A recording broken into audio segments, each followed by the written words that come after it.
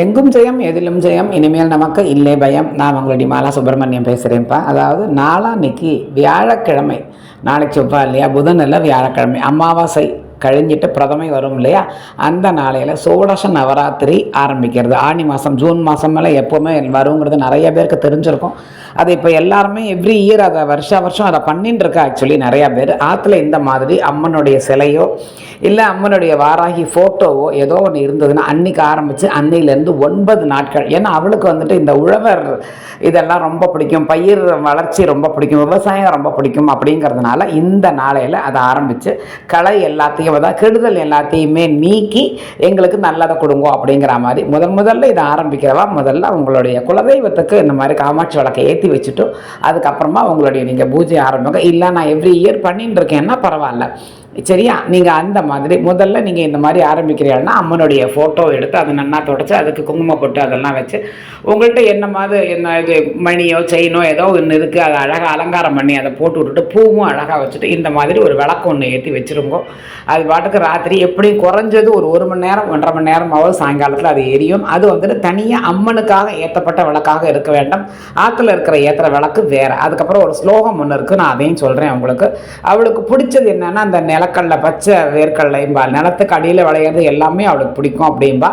பச்சை வேர்க்கடலை, அதுக்கப்புறம் அந்த கப்பக்கிழங்கும்பா பார்த்தாலும் அந்த கால்வெள்ளி கிழங்கு, சக்கரவள்ளி கிழங்கு, அதுக்கப்புறம் இது மாதுளம் பழம் முத்துக்கள், அதெல்லாம் அவளுக்கு பிடிக்கும். மற்றபடி நம்ம ஆற்றுல இத்தனை பாலோ இல்லை தயிரோ அப்போ நீர்மோர் பானகம் இது எல்லாமே அவளுக்கு ரொம்ப உகந்த பிடிச்ச உணவு. அது உங்களுக்கு இதில் என்ன பண்ண முடியுமோ அதை எடுத்து வச்சு அதை நீங்கள் நைவேத்தியம் பண்ணிடுங்கோ. அவளுக்கு அழகாக டெய்லி, அதாவது டெய்லி பண்ணணும். இந்த மாதிரி டெய்லி விளக்கேற்றணும். அந்த 9 நாட்களுக்கும் அவளுக்கு விளக்கேற்றணும். உங்களுக்கு தெரிஞ்ச ஸ்லோகங்கள் வாராகியோட காயத்ரி மந்திரம் சொன்னாலும் சரி, இல்லை வாராகிக்கு நிறைய ஸ்லோகங்கள் இருக்குது.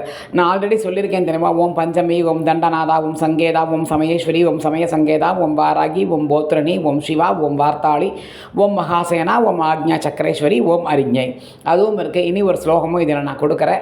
இந்த பஞ்சமி தண்டநாதா இதை வந்துட்டு இந்த 12 நாமங்களை நான் உங்களுக்கு டிஸ்கிரிப்ஷனில் கொடுக்குறேன். அதில் பார்த்துட்டு நீங்கள் தெரிஞ்சுக்கோங்க.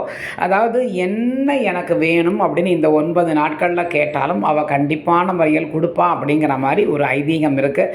ஸோ சந்தோஷமாக இருப்பாளாம் இந்த நேரத்தில். அவள் வந்துட்டு எல்லாரும் பூஜை பண்ணுறதுனால அவளுக்கு பிடிச்ச நேரம் இல்லையா, விவசாயத்துடைய உற்பத்தியான நேரம் இல்லையா அது. ஸோ அவள் ரொம்ப சந்தோஷமாக இருக்கிறதா. அவள் கையிலேயே கலப்பை இருக்கும், நீங்கள் நோட்டீஸ் பண்ணிருப்பேன்னு நினைக்கிறேன்.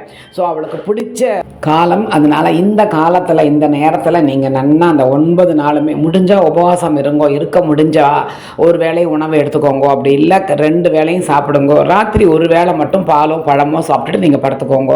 இல்லை மாமி நான் மெடிசன்லாம் எடுக்கிறேன் என்னால் முடியாது அப்படின்னா எப்பவும் போல் 3 வேளையும் தாராளமாக நீங்கள் சாப்பிட்டுக்கோங்க.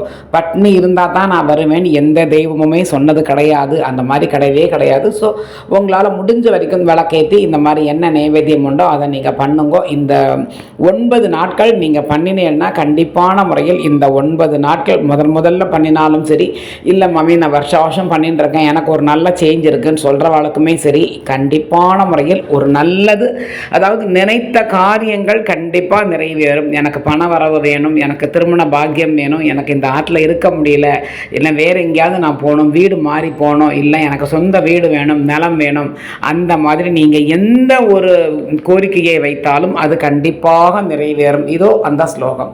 ஓம் க்ரீம் ஸ்ரீம் டகடக மகாவாராகி மமவசம் குரு குரு ஸ்வாஹா. ஓம் க்ரீம் ஸ்ரீம் டகடக மகாவாராகி மமவசம் குரு குரு ஸ்வாஹா. ஓம் க்ரீம் ஸ்ரீம் டகடக மகாவாராகி மமவசம் குரு குரு ஸ்வாஹா. இது நீங்கள் 9 முறை தினமும் சொல்லுங்க.